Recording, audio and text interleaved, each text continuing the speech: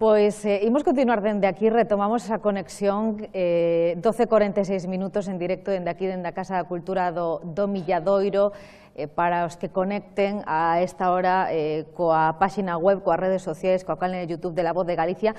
Estamos aquí nesta mañá da man deste Concello de Ames, para falarlles da importancia de visibilizar a saúde mental. Coñecíamos ao longo desta mañá o plan municipal deste Concello, tamén o que se está a facer noutras localidades como a Coruña, Santiago, tamén Silleda, e o que imos facer de contado durante os próximos minutos é poñer o foco deste asunto da saúde mental no caso dos deportistas, porque eles tamén teñen que lidiar coa presión, coa ansiedade, en moitos casos deriva en problemas de saúde mental de forma puntual por casos concretos que lles pode acontecer, unha lesión ou calquer tipo de contratempo, pero tamén a hora de xestionar as súas carreiras profesionais. Hai datos ademais reveladores do Comité Olímpico Internacional.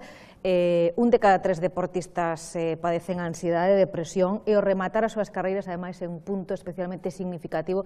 Creo que este, ademais, vai ser un aspecto que imos subliñar durante os próximos minutos da man dun dos convidados que temos nesta mesa de deporte e saúde mental. Voulles presentar e vou saudar as 3 persoas que nos acompañan. Grazas aos 3 por estar hoxe aquí con nós. Moncho Fernández, coñecidísimo por vos, grazas por estar con nós, moi bo día. Grazas a vos, bo día. Adestrador de baloncesto, 37 anos, creo que sumo ben nesta profesión, 24 en categoría profesional. Profesor antes que adestrador, profesor e adestrador, non? Ao final todo axuda. Sí, bueno, son moi parecidos, moi similares, entón gústame pensar que por seres profesor fui mellor adestrador e que se agora tivera que voltar á docencia, pois o ser adestrador faríame mellor profesor, ou eso quero pensar. E agora nunha etapa diferente, na que seguro tamén nos contas, pois hai que aprender a xestionar. Eu penso agora, no teu caso, por exemplo, a ter tempo libre, que non creo que noutras etapas tiveras tanto como agora, non?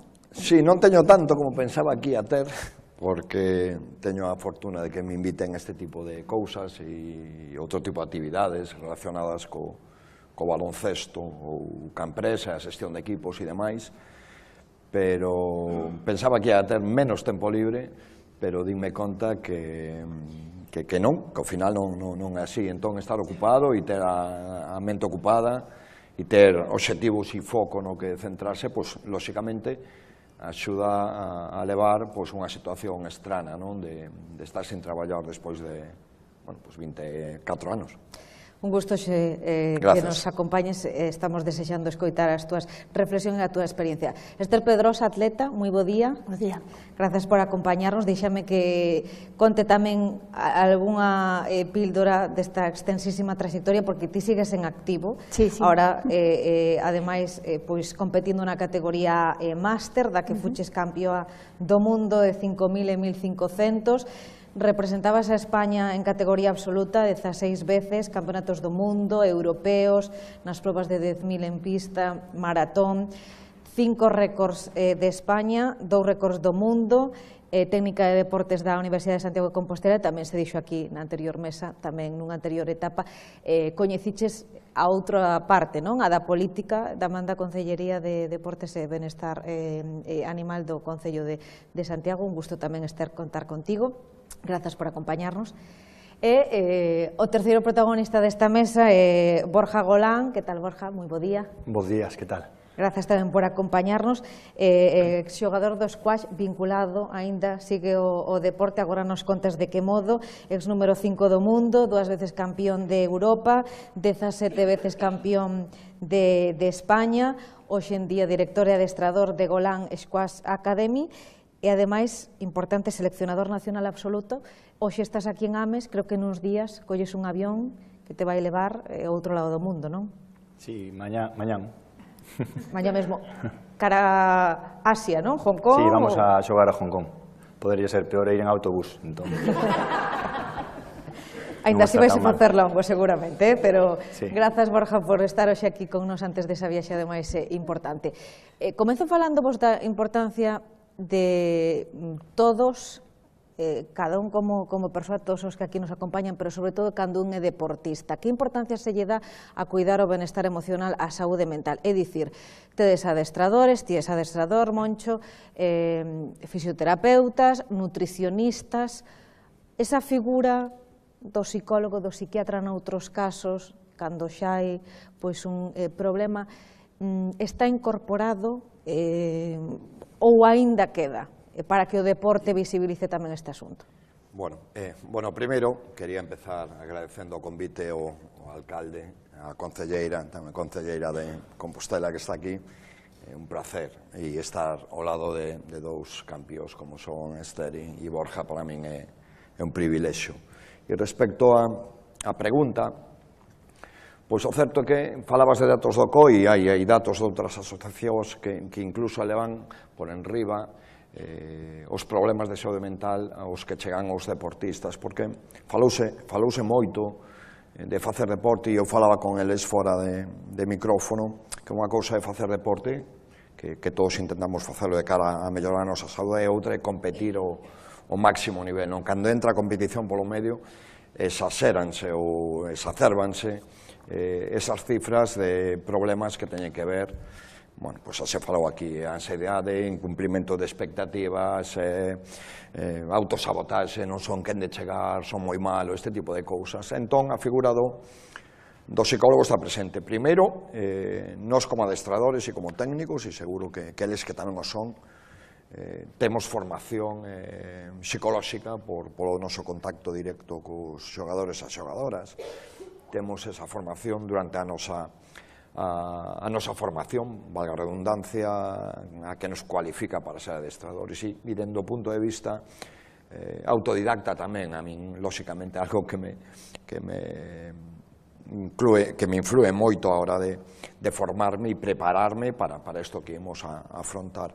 Pero estamos a ver que moitísimos equipos teñen a figura dun psicólogo presente, tanto nas categorías inferiores como nos primeiros equipos, e tamén, cada vez máis, igual que os xogadores teñen o seu preparador físico particular, o seu fisioterapeuta, como nomeabas, particular, moitos tamén teñen asesoría psicolóxica, non? Porque, igual que para estar san faz deporte, e non vas ao médico a que che diga isto, pois o mesmo, non? O prever, porque a prevención tamén é algo que se falou, é moi importante. No mundo do deporte, acaece o mesmo, ao final do deporte é un reflexo da sociedade, e hai moitos xogadores, como che dicía, que teñen asesoría e apoio psicolóxico. Eu, na miña experiencia, polo falarte un montón de casos, porque, además, cando falamos de élite, pois falamos de separación do teu entorno afectivo, separación do teu entorno cultural, desarraigo, un montón de cousas cando tes que realizar a túa profesión, como é o caso do deporte profesional, tan lonxe do que é a túa casa habitualmente. Entonces, para respostar, queda que facer? Por suposto que queda que facer, porque dos estigmas se falaron aquí no mundo do deporte máis todavía, pero que hai esa presencia tamén. Coincidides, Borja, Ester, porque os dous ademais tedes esa visión ampla, non? Igual que Moncho, de moitos anos vencellados ao deporte, son etapas moi diferentes. Afortunadamente evolucionou todo isto moito, pero nos vosos inicios falar disto, non sei se era un tabú, si directamente xa nin era un asunto, non? Que se abordaba, a xente non recoñecía este tipo de cuestións. Borja, no teu caso? A ver, bos días a todos, o mismo que Moncho, agradecer hoxe ao Concello de Ames por realizar este tipo de eventos que eu creo que son moi importantes, e tamén un placer estar aquí con Moncho e con Ester, que son referentes do noso deporte. O que decías, a ver, todo vai cambiando, non? Eu creo que as sociedades van millorando e o deporte vai millorando. Antes os deportistas retirábanse con 30 anos e hoxe en día eu retireime casi con 40, entón a saúde mental o mismo. Eu recordo cando era un neno e competía en época junior que, bueno, a figura do psicólogo ou do psiquiatra no deporte, no meu caso, non apenas existía, o sea, non era moi frecuente, non había nin preparadores físicos casi adicados a eso, sí que igual o Compos ou o Obradoiro dos 80 ou 90, igual sí que tiñan esa figura, pero era, bueno, moi testimonial, eu creo. A raíz de que foron pasando os anos, pois eu creo que sí que se lle deu moita máis importancia, porque ao final, como falamos, as lesións musculares ou as lesións de articulacións sí que se ven e teñen unha recuperación, pero as lesións mentais son difíciles a veces de diagnosticar e cando acontecen pois son difíciles de erradicar tamén. Entón eu creo que a prevención é fundamental. No meu caso, na miña experiencia, empecé a traballar cun psicólogo deportivo por unha parte máis de mellorar a miña competitividade, a miña mellora como xogador profesional, e a primeira vez que traballei con un foi cando eu tiña 24 ou 25 anos, estaba aí entre os 20 e 25 primeiros do mundo, e levaba un ano perdendo partidos 3-2, 3-2, 3-2, e bueno, estive traballando con Juancho Armental, que estivo tamén no Celta, e a verdade é que fixen 10, 15 sesións con ele e cambioume a forma de ver certas cousas, non? Ao final, pois, son as mesmas cousas que estás vivindo, pero ti enfócala dunha maneira diferente, dache unhas ferramentas para ver todo o que estás vivindo diferente e poder actuar dunha forma tamén diferente. Entón, pasei eso, gracias a ele, eu creo, pois, o seguinte ano empecé a ganar todos os partidos 3-2, os que perdía, o xogador era o mismo, a mesma parte física, a técnica non cambiara nada, pero sí que a parte mental, ese plus de estar entre os 20 e pico, chegar ao dedo mundo. Entón, bueno, e despois xa máis adiante na miña carreira, pois sí que tive momentos, bueno, o que falaba antes, decía Moncho, pois vivimos tamén, o deportista vive tamén nunha presión e estrés constante, aínda que ti non o vexas, eu disfruto cando fago deporte, cando competía disfrutaba moito, pero o corpo vai interiorizando cousas que para ti son normales, que non é normal para un ser humano, porque moito estrés, queres gañar, queres sempre dar o 100%, e iso o corpo, pois, bueno, vai no absorbendo, pero non é algo natural. Eu creo que estemos dispostos que o noso corpo este disposto a asimilar e, sobre todo, a nosa cabeza. E, pois, iso, houve momentos nos que sí, pois, despois dunha lesión, ou, sobre todo, momentos de incertidume. Eu creo que o deportista sempre ten todo moi atado. Ten as súas preparacións, ten os seus torneos, dedícase a adestrar para chegar ao mellor posible aos torneos, cando pasa o torneo fai no ben ou fai no mal, e cando acaba iso, pois, se o fai ben ten que seguir así, e se o fai mal ten que corregir errores e seguir traballando máis. Pero sí que cando ti te lesionas, non sabes cando te vas a recuperar, non sabes cando te vas a retirar da tua carreira, non sabes o que vas a facer, xa non cando te vas a retirar, sino a 2-3 anos vista de que te podes retirar, empeza a surdir a incertidume. Eso é o que máis eu sufrín, e do que máis padecín, e bueno, a parte psicolóxica é fundamental, e ter aí profesionais que te axuden a darche, pois eso, unhas liñas a seguir e uns consellos é fundamental para non caer no pozo. Ahora imos a afondar niso, porque creo que nos contes a tua experiencia precisamente dese momento, non? Dos meses previos á retirada, despois, eses primeiros meses despois de estar aí, bueno, pois, con esa presión, non? Na élite, con esa exixencia, como despois se xestiona todo iso. Agora nos contas, Esther, na tua experiencia. Bueno, en primer lugar, agradecer al Concello de Ames, al alcalde, por haberme invitado a este foro, que me parece muy necesario y muy interesante de cara ya no solo a los deportistas, sino a la ciudadanía. Bueno, y que estoy encantada de estar con vosotros aquí. Yo, hablando y retomando lo de la pandemia, quiero hablar desde el punto de vista del ciudadano. La pandemia lo que hizo fue encerrar al ciudadano. Todos sabéis que la actividad física genera, pues, endorfinas, que hace que el ciudadano, bueno, la persona esté más feliz, que tenga más confianza en sí mismo y, en definitiva, que pueda valerse por sí mismo sin necesidad de otras personas que tiene alrededor. La pandemia lo que hizo fue encerrar a la gente y no podía salir a hacer esa actividad física. Yo, como concelleira, pues lo viví más de cerca. porque todos los clubs y los deportistas individuales acudían a mí porque no querían estar encerrados, querían salir, aunque solo fuera a andar, a pasear por la calle. Para mí fue muy triste todo eso. Yo como atleta también lo viví como, estaba como enjaulada, hizo que yo fuera más irascible, que tuviera un carácter dentro de casa. Yo soy una persona alegre y empezaba a encontrarme como triste, como abatida. El primer día que salimos a la calle fue pues eso, como tener una bicicleta el Día de Reyes cuando eres niño. O sea, fue una alegría y empezar a vivir de nuevo. Eso era un problema de salud mental. Amigos que al verse enjaulados en casa, pues como decía, ya sé que no se puede decir lo del suicidio porque genera... pero bueno, que es un estigma que también lo comentábamos claro, antes, afortunadamente, pero ha ido decayendo, ¿no? Entre mis amigos generaba esas ganas de no vivir, luego el no poder trabajar, ¿no? y llevar recursos para casa, todo eso hizo mucho daño a nivel de salud mental.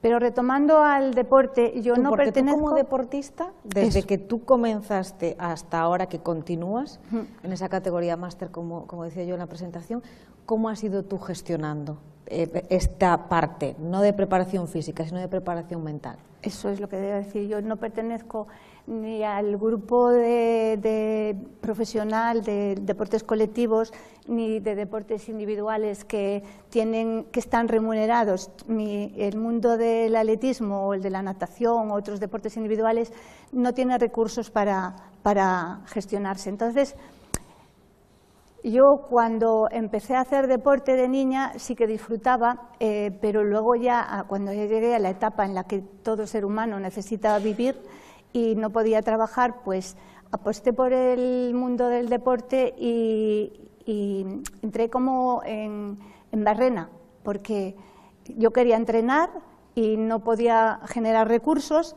tenía que seguir entrenando porque quería alcanzar el ciclo olímpico. Y luché para llegar ahí. Hubo momentos en que no teníamos psicólogo ni nada en ese momento, en que sí que lo pasé mal, que me levantaba como con ganas de llorar. Yo iba a cumplir mi trabajo, que era entrenar, pero no era feliz. Hasta que apareció un equipo y entonces pues me subvencionó. Ese equipo sí que tenía un psicólogo deportivo, pero no estaba a mi lado. Era vía telefónica, entonces tampoco era algo que me ayudase mucho. Hoy en día tampoco hay psicólogos en el mundo del deporte y el atletismo. Si quieres tener un psicólogo, tienes que pagarlo y tenerlo a tu lado. O sea, no tenemos un equipo que tenga, porque cada uno está en una parte de España. Entonces el equipo no te puede poner psicólogo a ti al lado. Entonces, pues bueno, si quieres psicólogo y lo necesitas, lo tienes y lo pagas tú. Yo sí lo tengo. Lo reconozco, y porque el deporte individual genera mucho estrés. Cuando vas a competir llevas una mochila muy grande, llena de amigos, familia, compañeros de trabajo y compañeros de equipo que quieren que tú ganes, que tú lo hagas bien por ellos, ya no por ti. Entonces tú vas a competir por otros y necesitas gestionar eso. En algunos casos eres capaz de salir poco nervioso y hacerlo bien, y otras veces pues no lo haces tan bien. Y el fracaso queda contigo, los demás quedan tan felices. Entonces es como que necesitas a esa otra persona que te ayude a ser un ser humano estable. Y en esos casos es cuando yo recurro a él para que me dé armas de trabajo, instrumentos para ser feliz. Retomo con Borja porque xa nos comentaba un pouco nesas etapas, non? En que momento un comeza a decidir o meu fin da miña trayectoria profesional remata, xa estou vendo e xa a miña decisión pois xa comeza a estar en firme? Como foi ese proceso, esa decisión e os primeiros meses de dicir, pois xa non estou aí nese deporte de élite? Como xestionaches ti?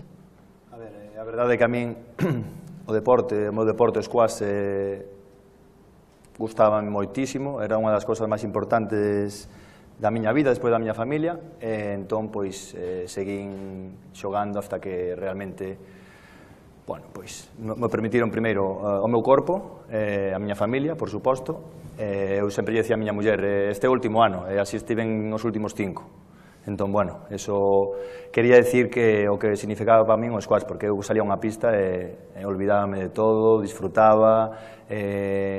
Bueno, ao final levaba desde os 8 ou 9 anos xogando a squash, casi a diario. Ao principio non a diario, porque tamén facía un pouco de fútbol hasta os 13, 14 anos, pero sí que realmente eu creo que a partir dos 12, 13 anos casi iba ao clube todos os días. Retireime con 39, case 40, e ao final é un traballo, pero é unha forma de vivir, non? Porque eu era o que facía, eu estudaba en primaria, no instituto, na carreira que fixen despois, e despois deixei de estudiar, e eu sempre seguín facendo ese deporte. Durante cada día da miña vida, iba ao club, adestraba, estaba en contacto con xente, con amigos, con adestradores, e o que decía das endorfinas, pois estaba acostumado a entrenar para mellorar, para competir e para dar o meu máximo nivel cada día. Claro, cando che quitan eso de repente, imagínate, é complicado. O sea, unha cousa é dicilo e outra é vivilo, é experimentalo, porque ao final non sabes tampouco como vai ser. É algo novo para ti. É como que se xubila con 67 anos despois de levar desde os 15 traballando, pois non sabe o que vai pasar. Hai xente que o leva moi ben e hai xente que o leva moi mal. E agardabas que fose tan duro realmente enfrontar eses primeiros meses? Por iso che dicía, eu xa tiña avisos. Eu non foi cando me retirei, cando empecé a pasar mal. Eu, ao mellor, os últimos 5 anos da miña carreira, os últimos 6 anos, cada vez que me lesionaba ou estaba 3 días cun dor de espalda, un deportista adestra 4, 5, 6 horas ao día. Eu, se non podo adestrar ninguna hora, que estou facendo? Eu teño un torneo en un mes, eu se non adestro nunha semana, súbeme polas paredes, porque é o meu traballo. Eu non podo estar, non sei, na miña casa pensando que xa me recuperarei, eu quero recuperarme xa. Entón, a cabeza empeza a pensar, cando empeza a pensar, empeza a ver incertidume, o que che dicía antes, empeza a ver que vais facer cando te retires, se me vou ter que retirar xa po mes que ven ou vou aguantar 3 anos máis. Moitas preguntas que non teñen resposta. E ao final, pásalo mal. E xa cando a decisión é definitiva, pois levantaste un día na tua casa e diste, quen son? Xa non son o deportista que toda a xente me coñece polo meu deporte, noraboa, tal, desto, outro, non. De repente, son unha persoa que non son eu, son outra persoa. E a partir de aí empeza unha nova vida, entre comillas. Hai que pasar un luto, como se fora unha persoa e comeza outra. Pero claro, ao principio é duro, porque é difícil de asimilar e ao final é algo que che gusta tanto que sabes que non vai volver a... E tens que cambiar o chip xa. E houve ansiedade, bueno, todo isto do benestar emocional que falábamos, de ter ese equilibrio, costouche mantelo neses primeiros meses dese post? Sí, eu creo que estuve en eso 3, 4 meses, 3 meses pasando bastante mal, cada día, diario, levantábame da cama e iba a adestrar cos xogadores. Tiña esa academia montada un ano e medio antes de eu rematar a miña carreira, pero costábame un mundo ir ali e motivar os xogadores. É difícil, porque ti tens que ser un motivador, tens que ser un exemplo para eles. Costábame, ainda que eu facía, costábame un mundo. Eles non o vían, pero eu sí que me vía que non estaba dando o 100%, eu polo menos non vía que estaba dando o 100%, ao mellor non se notaba, pero para mí non, bueno, pois sí que foi complicado. E despois, bueno, pois agora acabei de rematar a facer unha casa, eu pensaba que eso era o peor, e o peor foi casi facer a casa e rematala. Aí entrei en barrena tamén, despois de estar 3 anos detrás, é unha risa, pero non é unha risa, detrás, e de repente diste, buah, e caís outra vez. E agora a verdade é que si pasei no tamén mal, rematamos a casa, non penso facer unha nunca máis, nin esta vida, nin en 20 máis, pero... E que ferramentas utilizaches? Que che axudou a superar esa fase? Pois mira, cando me retirei como profesional, psicólogo, 2, 3, 4 sesións, pouquinho a pouco fun olvidando a parte de xogador e centrándome na de adestrador, e, bueno, pasou, e a verdade é que estou moi contento. E o da casa xa foi psicólogo máis psiquiatra. Polo da casa xa non lle imos E preguntar agora máis, estou moi contento, a verdade, estou feliz, estou motivado. Eu creo que a clave en todo o que fagamos na nosa vida é a motivación. Se te levantas con motivación pola mañán, podes facer o que queiras. Sin motivación, vas facer moi poucas cousas, vas sufrir moito. Falabas desta faceta ti agora, ademais, como adestrador, Moncho pode falarnos moito disto. Como se fai? Claro, porque Esther tamén dicía, ela como atleta, un deporte absolutamente individual, pero ti tes o reto de ser o motivador dese equipo composto por moitas pezas, por moitos integrantes, tes a responsabilidade tamén de incorporar esa cultura de equipo entre todos eles. Ese equilibrio parecenos imposible desde fora, non ese equilibrio do que falaba con Borja. Que che axudou a ti en toda esta etapa como adestrador? Pois a min o que me axuda moito é, primeiro das cousas, o primeiro sobre todo son as prioridades.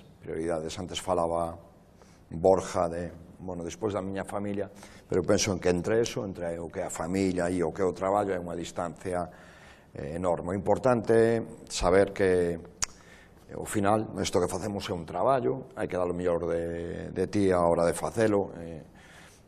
Minto un pouco cando digo que é un traballo, porque é unha paixón e algo co que levas convivindo, como decías ti, no meu caso 37 anos, pero é importante ter claras as prioridades. E logo outra cousa, que a min axúdame moito, en xeral, é poñer o foco en aquilo que depende de min. E hai cousas que non dependen de min. Ás veces Que é unha frase que diste moito, non? Teño que preocuparme precisamente diso. Claro, o que decía Borja ahora, de él non depende a súa recuperación, do seu músculo, esa rotura, se acelera ou non. Home, evidentemente que a súa alimentación, descanso, demais, pero ao final ten un camiño biolóxico ou unhas leis biolóxicas que din que fai falta X semanas, non? Da que ti podes facer algo.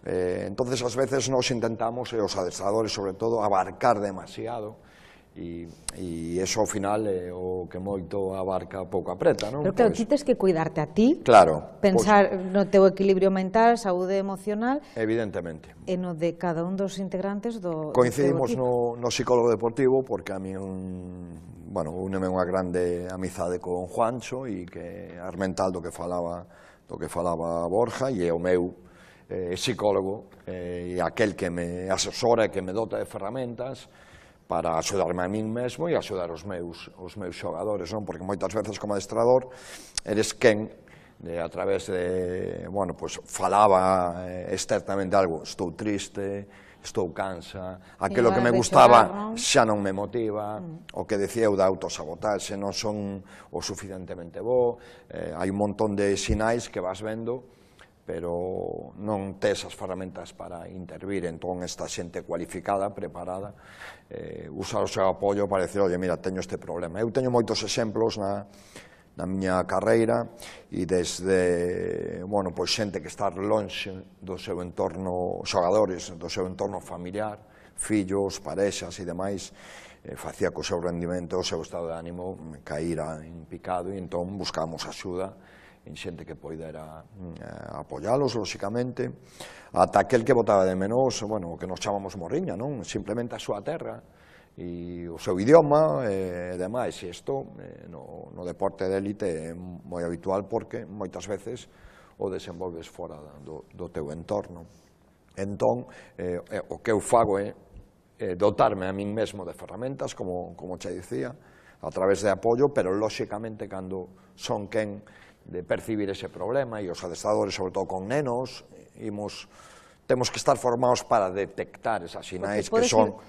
nese paso por diante, non? Ti coñeces os teus xogadores... Claro, pero es que además hai sinais obxectivas que teñen, conductuales, afectivas, de comportamento, esa persoa que é estupenda, e tamén o nome o Esther, de repente unha irritabilidade que, pero porque se enfada, non só na pandemia, non? E ti podes percibir que hai un problema, ás veces un problema no seu entorno familiar, pero como adestrador de nenos ou de homes ou mulleres, nós temos que estar formados, e hai que formarse, é importante, non só dentro do punto de vista táctico ou técnico, sino desde o punto de vista psicolóxico, sen ningún tipo de dúbida, para ser quen de percibir esos problemas e, no caso, se fora necesario, pois alertar a pais, a parexas ou ao propio xogador. Penso que deste problema imos buscar axuda. Como se oxigena un adestrador? Porque esa parte tamén é importante, porque ti despois és capaz de aplicar. Sí, é difícil porque somos, falamos antes tamén, 24 horas ao día adestradores, é moi complexo deixalo, porque case sempre non é só unha profesión, sino que ten que ver con ese elemento paixonal, pero no meu caso poñendo en valor o que realmente é, non? É dicir, perder un partido por moito que nos doa, no momento non deixa de ser máis que iso, non? Hai cousas moito máis importantes. Se tes o foco claro, as prioridades, como falaba antes, e logo, pois, eu penso que depende de cada un, pero no meu caso, pasear, ler, escoitar música, ver unha serie, unha película, separarme do deporte por un momento axúdame moito, pero se son ferramentas que a min funcioname, non sei se a todo mundo hai adestradores que rematan o partido e o ven outra vez inmediatamente, eu non son capaz, necesito poñer espazo e o espazo atopo en estar ca familia e amigos, que ademais a familia soe axudar moito, porque se ven as veces tamén, como decía Esther, si perdes, eles quero que ganes por mí, non? É certo que dicías, pero tamén, por exemplo, no meu caso, a miña familia está moi ao marxe do deporte, ao final danche, digamos, leccións de realidade. Tranquilo que o que pasou é que perdiches un partido, e conforme vas cumplindo anos, como é o meu caso, tamén a vida vaiche mostrando o que realmente é importante, non? E iso é o que me axuda a poñer na súa xusta medida o que son as cousas. Cada cousa. A ti que che axuda, Esther? Sobre todo nesta etapa, na que tes experiencia de moitos anos noutras categorías, pero nas que, bueno, pois por esa vontade persoal optas por seguir competindo agora nesa categoría máster despois de tantísimo tempo. Bueno, yo soy una persona muy competitiva y lo seguiré siendo, sigo siendo atleta. ¿A mí qué me ayuda? Pues que ahora, pues como dijo Borja, yo ahora disfruto más de mi deporte. Ya no me lo tomo de la misma manera, yo ya no aspiro a ir a una olimpiada, con lo cual no tengo esa presión. Yo si voy a un campeonato del mundo, voy, y si lo hago bien, genial, y si no, pues me vuelvo tan contenta. Lógicamente voy a luchar por ser la primera, pero ya no es igual. ¿Qué hago? Pues la verdad sigo poniéndome nerviosa a la hora de salir y me cuestiono, estoy en la línea de salida y digo, ¿qué haces aquí? ¿Qué necesidad tienes de pasarlo mal? Vas a sufrir como una perra ahí, ¿pero para qué? No, pero cuando dan el pistoletazo de salida se me olvida todo y luego ya pues, es disfrutar. Voy a disfrutar y nada más. Pensas en algún momento, ou nin te plantexas, nese momento de dicir, ata aquí? Bueno, yo lo dejé 10 años. Iba a decir, pensé que eran 7, 8, despois volviches, pode ser por algún familiar. Sí, bueno, volví porque mi hija que era pequeña, pequeña con 17 años se fue para Oviedo a estudiar, y cuando volvió de hacer su carrera allí, pues carrera, digo, de geóloga, que es geóloga, pues volvió a Santiago, no tenía con quién entrenar y le dije, no te preocupes, voy a correr yo contigo, y volví a entrenar otra vez, a ponerme al mismo nivel que lo había dejado y ya me dije, bueno, pues ya que estoy entrenando voy a ir a competir a mis campeonatos de la edad. Y pues nada, volví y aquí estoy, no lo dejé nunca. Ya no recuerdo que me preguntaste Y antes. reconocías además, hace unos momentos decías, sí reconozco, ¿no? Recurro, tengo ese apoyo de un psicólogo. Sí. ¿Sería igual también en este presente, podrías mantener esa capacidad, esa motivación, si no tuvieras ese apoyo, esas herramientas que te brinda un profesional para cuidar tu bienestar emocional? Yo creo que no sería igual. Yo necesito ese apoyo, lo necesito en algunos momentos porque, a ver, yo sigo vinculada al deporte, soy técnico de deportes de la universidad y acompaño a muchos deportistas a los campeonatos y necesito ese apoyo de esa persona porque hay momentos de mi vida en que, pues bueno, aunque yo quiero ir a disfrutar, también quiero hacerlo bien y pues no me levanto con el ánimo suficiente como para seguir entrenando y pasas por determinadas circunstancias, como dice él, de lesiones y cosas. Este año me rompí entrenando el maleolo, estuve escayolada 2 meses y medio y gestionar eso para mí fue difícil, porque tenía el campeonato del mundo al cabo de 3 meses y le daba vueltas, y decía, pues no voy a lograr estar entre las 3 primeras, pues no sé qué, y yo decía, pero ¿qué te planteas? Si lo importante es quedar bien para la vida, ¿no? Para andar bien con la edad que tengo, pero en el fondo necesitas esa ayuda, pues yo llamaba todos los días y todos los días me calmaba.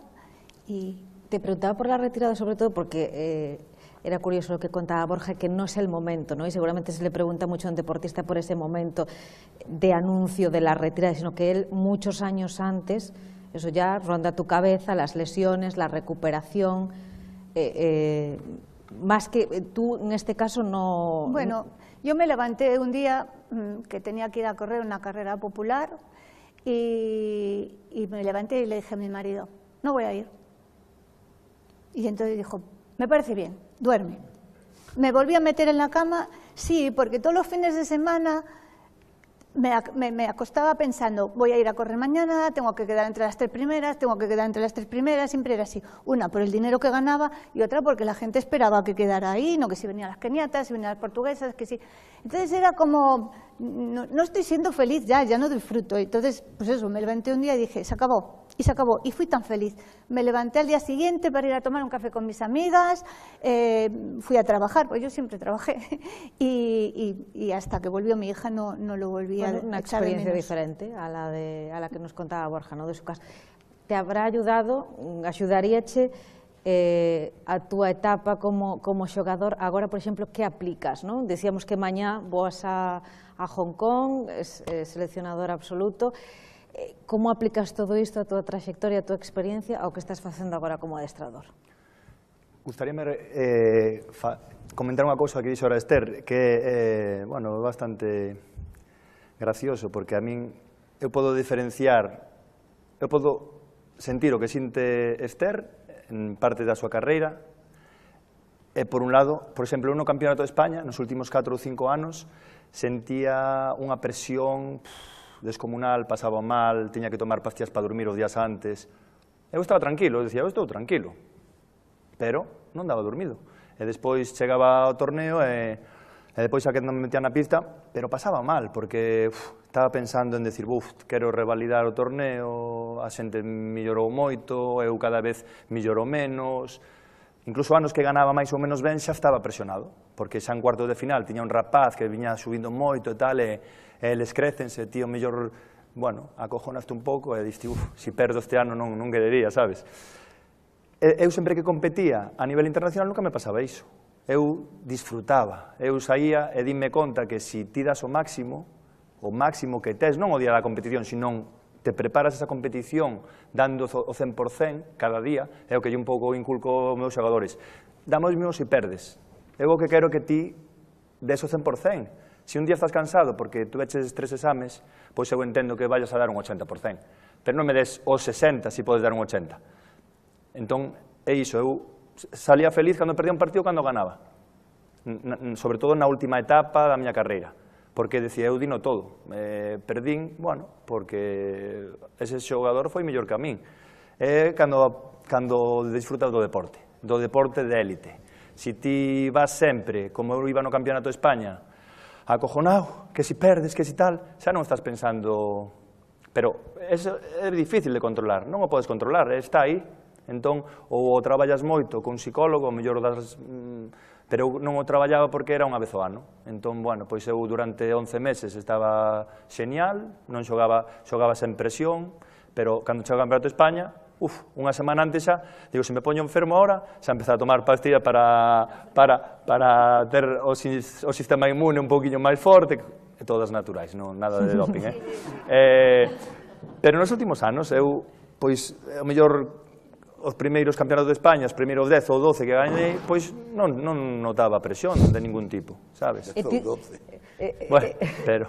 Non sei se te recoñeces ante eses xogadores agora, non? O mudou moito, como son, eles agora a importancia que lle dan ás cousas, á vida, non? Que dicía Moncho, a vida está fora.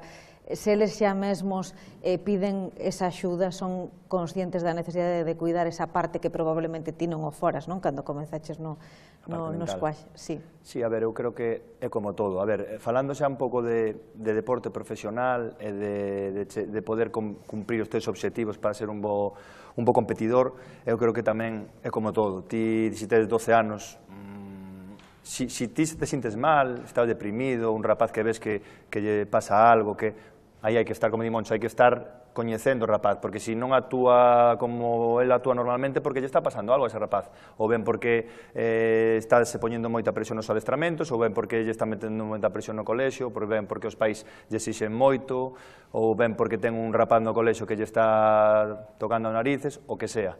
Pero hai que saber cal é o problema, entón aí a actuar, non? Os seus pais, eu, algún profesional.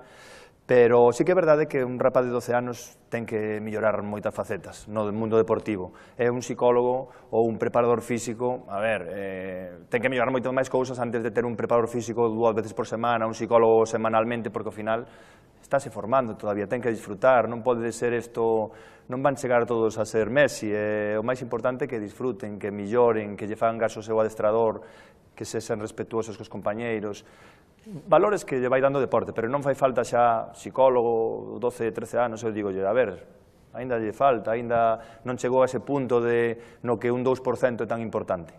Aínda ten que mellorar un 20% desto, un 20% do outro, pero sí que na parte que diste da saúde é moito máis importante. Hoxe en día pois temos moitos profesionais, a cultura vai cambiando e vemos que é un problema grave. Entón, e sobre todo cando o vives en carne propia, pensar que un rapaciño, unha rapaciña pode estar sufrindo cada día é moi duro, porque a veces distí que o problema que teño non é nada, son 4 ladrillos ou é un deporte, pero ao final é algo que para ti é moi importante porque non das saído dese laberinto, non das. Depois eu viaxei moito, vexo a xente na India ou que non teñen nin para poñer roupa, non teñen nin para dormir, durmen na calle. E diste, pero sou moi afortunado, pero que eu quero ser feliz, pero que non podes.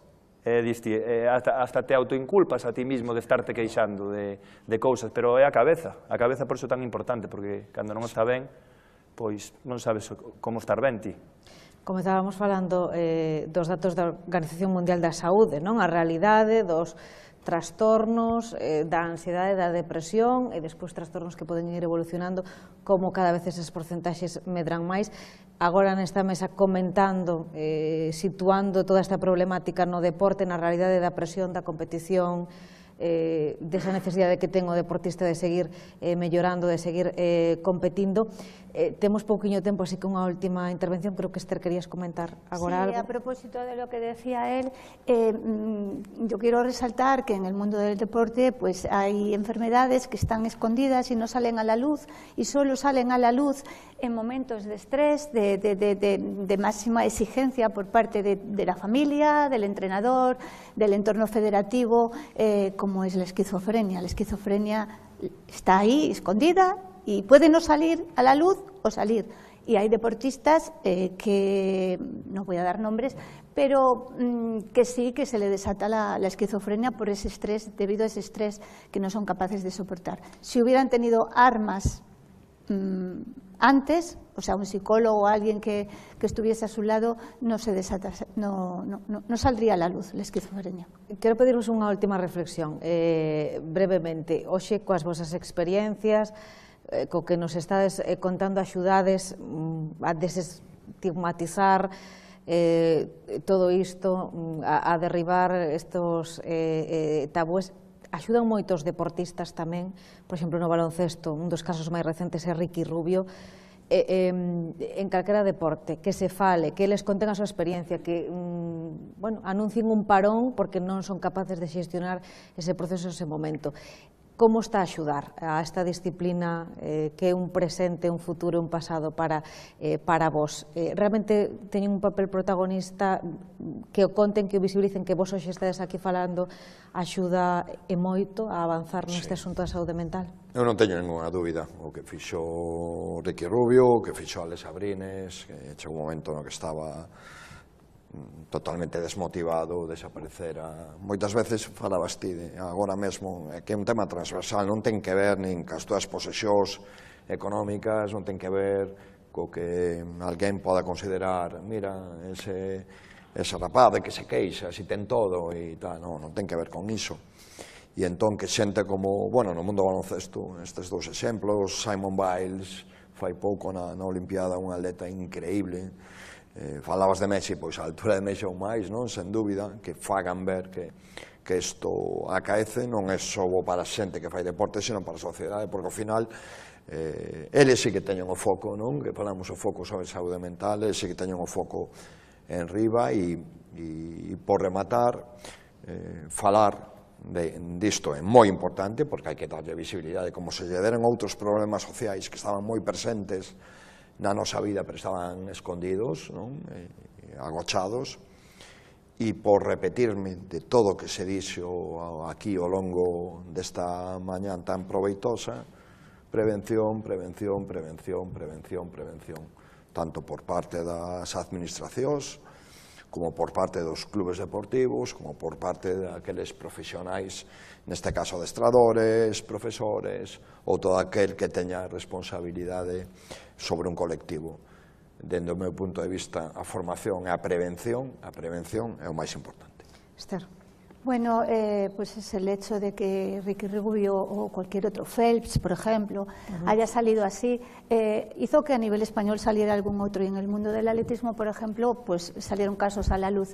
Desde el Consejo Superior de Deportes se puso un programa en marcha para proteger a todo este tipo de personas a nivel élite, digamos. Y desde la Federación de Atletismo pues hay programas por distintas zonas donde se les lleva pues, a atletas que tuvieron esos problemas. La bulimia, por ejemplo, la anorexia también es un problema mental a nivel nervioso y a través de sus vivencias enseñan a los niños a que visibilicen si ellos tienen algún problema de ese tipo o enseñan a los padres a no alimentar ese problema. Borja. Pois sí, eu creo que é moi importante ter profesionais que estén entendidos da materia, que poidan axudar a esas persoas que teñen esos problemas, e tamén exemplos de xente que pasara por iso.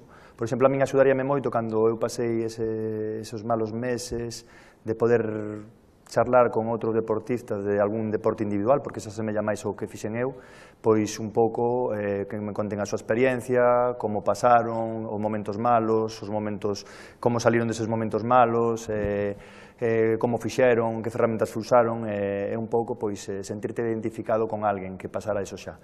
Eu creo que eso sería moi importante a calqueira nivel, pois problema mental de calqueira tipo, xa non digo despois dunha retirada profesional, sino en calqueira ámbito que teñamos un problema, buscar un profesional que poida darte unhas pautas e despois pois ter unha persoa que pasara por iso, para ter tamén aí unha ou dúas ou tres persoas cas que te poidas identificar e que poidas aprender a solventar esa situación.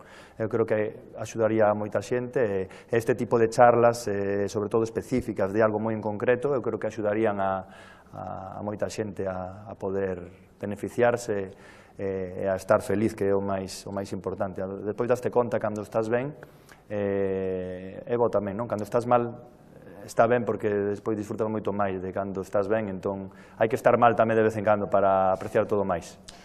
Bueno, sempre se fala de ter referentes en moitos ámbitos, tamén neste no da saúde mental, e hoxe Borja Golán, Esther Pedrosa, Moncho Fernández, axudáchenos cada un de vos a transmitir a vosa experiencia ao público aquí presente hoxe nesta Casa da Cultura do Milladoiro e tamén a transmitir aos seguidores de La Voz de Galicia. Grazas por compartir con nos as vosas experiencias profesionais, pero tamén persoais que neste caso se unen a hora de falar de saúde mental. Grazas aos tres, de contado aplaudimos aos tres protagonistas desta última mesa. Antes de despedir ademais a nosa conexión, voulle pedir ao alcalde de Ames, a Blas García, que de novo regrese aquí conmigo, seguro que para dar algunha que outra conclusión de todo o que comentamos durante toda esta mañá neste foro de saúde mental, e el vai ser ademais o encargado de dar paso ao delegado do Goberno en Galicia.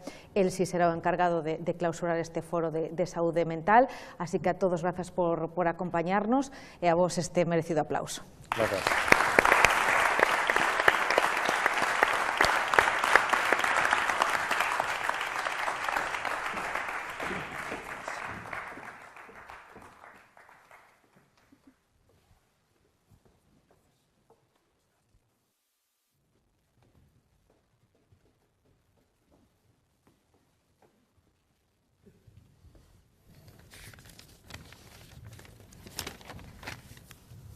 Bueno, boas tardes, iba a decir, si tardes xa a todas e a todos.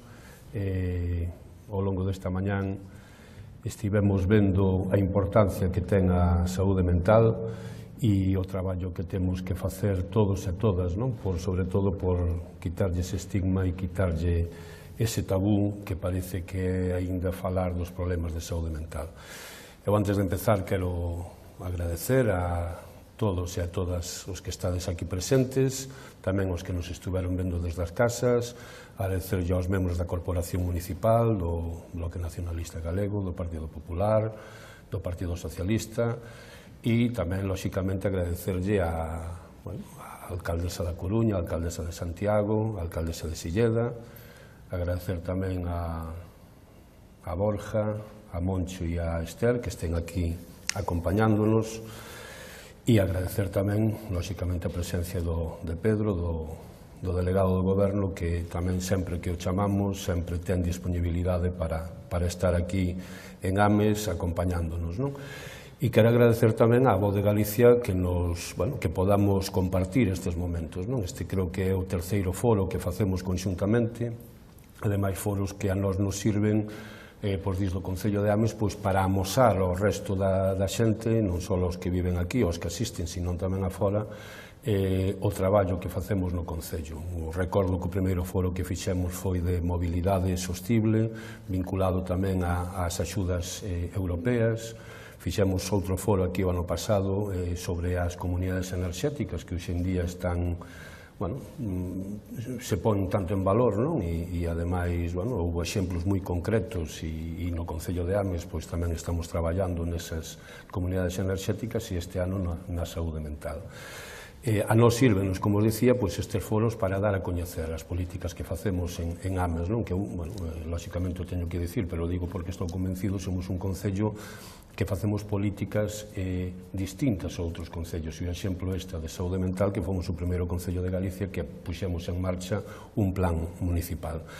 Ames é un concello, sobre todo, de servizos, non? Servizos que nos sirven para dar exemplo a outros lados, servizos de conciliación, moitísimos servizos de atención ás persoas maiores, coa Mesán, servizos de promoción da saúde, servizos deportivos, e é o que temos que apostar realmente os concellos. Eu, onte, nunha entrevista que me facía nunha radio vinculado a isto, dicía que seguramente é máis importante e lle sacamos máis beneficio deixar de asfaltar unha carretera e eses cartos metelos en saúde mental, non? Ao final, creo que acabamos gañando todas e todos. Ademais, os concellos somos as administracións máis próximas. Ao final, cando un veciño ou unha veciña ten un problema, a porta que peta é a porta do concello, e nós o que non podemos dicirlle, sinto moito, non é competencia nosa, vai a petar á porta da Diputación ou á porta da Xunta ou á porta do Goberno. Somos os que estamos aí, somos os que temos que axudar aos veciños e, como dixen ao principio, é a nosa obligación, ademais, atender esas necesidades que teñan, sexan ou non sexan competencia nosa. E aos concellos non nos asusta asumir competencias, non nos asusta ter máis responsabilidades. O que si nos asusta, teño que dicilo, é non ter fondos para facelo. Por eso, como falamos aquí, eu ao principio e as tres alcaldesas que estaban presentes, o que necesitamos é que nos acompañen as administracións que si as teñen, que nos doten de recursos, que ás veces non son só os recursos económicos, sino tamén son recursos humanos para poder traballar. Por eso, eu creo que é moi importante no problema da saúde mental que sexan as administracións as que camiñemos xuntos. Eu dicía ao principio que a Xunta de Galicia, nunha conversa que tuve co conselleiro, e hoxe xo dicía, está antía aquí, que ademais é técnico tamén da Xunta, me trasladaba o apoio, non? E a importancia e o seu interese, e debe de ser así. O Sergas, a Xunta de Galicia, a Consellería de Sanidade, ten que estar ao lado dos concellos que desenvolvemos estes plans. Ten que ser o que camiña con nós. Pero tamén, Pedro, aproveito que estás aquí, o Goberno do Estado tamén ten que ser o que camiña con nós, cos concellos, neste caso. Sei, ademais, e, bueno, afortunadamente, nos últimos anos se está vendo que se está poñendo no foco, como di o lema deste foro, se está poñendo no foco a saúde mental, o dixen antes, no Congreso dos Diputados e das Diputadas se empezou a falar de saúde mental, e iso é moi importante. Igual que é moi importante que se fale no mundo do deporte ou noutros mundos. Co cal, temos que estar camiñando xuntos, todas as administracións, é moi importante, e nós aquí seguiremos, desde o Concello de Ames, apostando por estes servizos que, ao final, axudan aos veciños e ás veciñas, axudan ás persoas. E é, cando temos que camiñar xuntos os concellos, temos que camiñar xuntos sempre coas persoas e facer o que facemos polas persoas. Nada máis, agradecer outra vez a asistencia a todos e, bueno, rematamos este foro coa clausura do delegado do Goberno con Pedro Blanco. Moitas gracias por todo.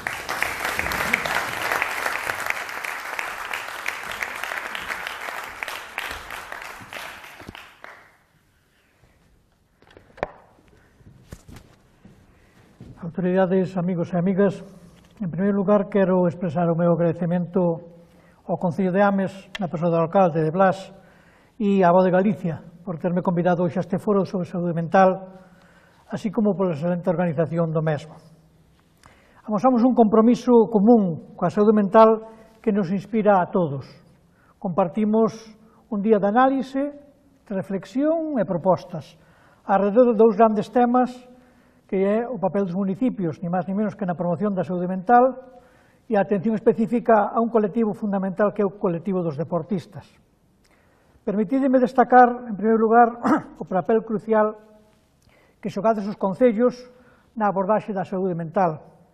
Como administración máis próxima, as entidades locais estades na primeira liña para detectar os problemas, para ofrecer solucións e especialmente nun contexto de cambios sociais, cambios demográficos, cambios tecnolóxicos que afectan profundamente as nosas relacións sociais, personais e profesionais. Evidentemente, Blas, o Goberno é consciente da importancia de reforzar este vínculo e traballa man a man cos municipios para implementar políticas que fomenten a saúde mental dende unha perspectiva comunitaria. Exemplo diso é o Plan de Acción de Saúde Mental 22-24, dotado con 100 millóns de euros do Plan de Recuperación. Un plan que inclúe iniciativas como a Liña 024, que ofrece atención gratuita e confidencial ante condutas suicidas. A consecuencias máis extremas das doenzas da saúde mental é que, dende a posta en marcha, xa atendeu ni máis ni menos que a escalofriante cifra de 160.000 chamadas. Estes datos lembranos que a saúde mental é un problema que nos inclúe e que nos afecta a todos. Un compromiso colectivo que exixe a colaboración entre todas as institucións e a implicación do conxunto da sociedade. O segundo gran eixo deste foro, a saúde mental dos deportistas, subliña un aspecto e moitas veces olvidado ou oscurecido.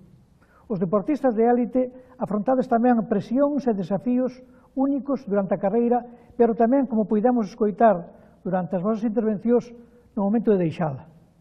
Neste contexto, o Consello Superior de Deportes, dicía o Ester, está a liderar un estudio pioneiro para analizar o benestar emocional dos nosos atletas de alto nivel.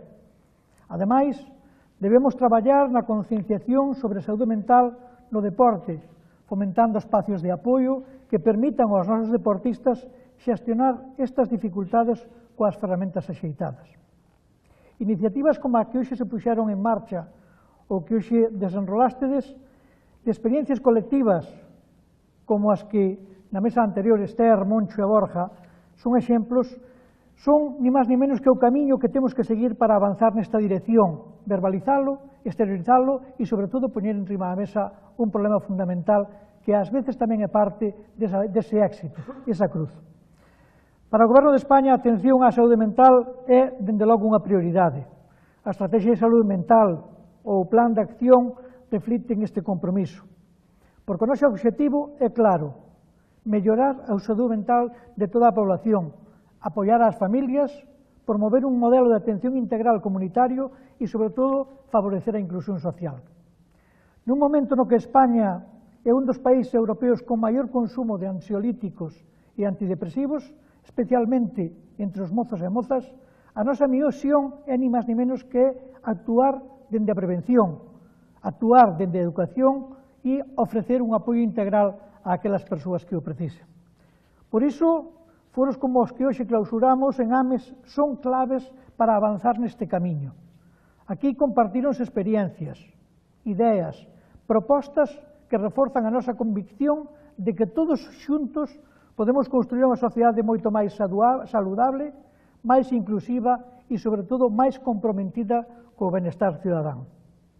Finalizo novamente agradecendo unha vez máis ao Concello, co seu alcalde á frente, por esta iniciativa, e a todos e a todas as participantes por facer deste foro un lugar tan enriquecedor. Dende o Goberno reafirmamos ese compromiso coa saúde mental como unha prioridade absoluta e completamente inaprazable.